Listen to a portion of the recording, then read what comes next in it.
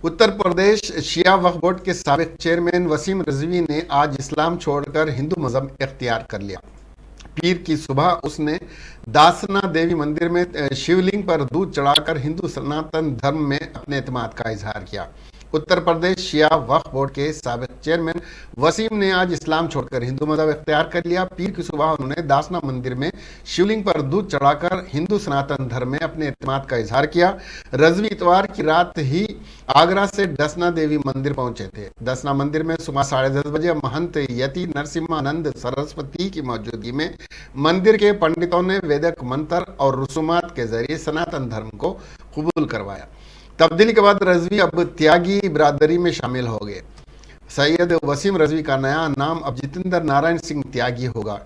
अब उसका गोत्र वत्सा है। तब्दीली से कबल रिजवी ने कहा था कि नरसिम्हानंद गिरी महाराज उनके नए नाम का फैसला करेंगे।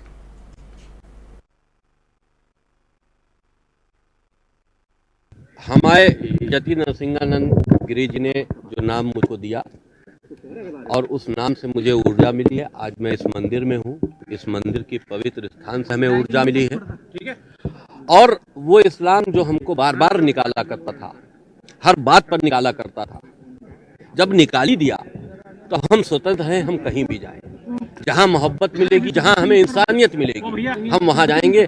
हमने सनातन धर्म को इसलिए सुना कि ये दुनिया का सबसे देखिए पुराना धर्म है, सनातन धर्म।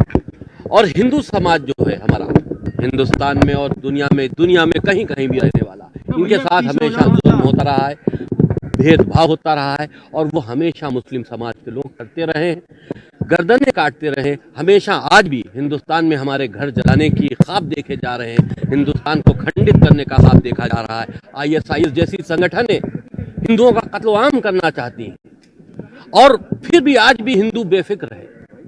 उसको अपने काम काज, अपने घर व्यवहार से छुट्टी नहीं है। तो उनको बताना है, हम नहीं कहते कि तुम किसी से लड़ो, लेकिन तुमको अपनी रक्षा के लिए तैयार रहना चाहिए।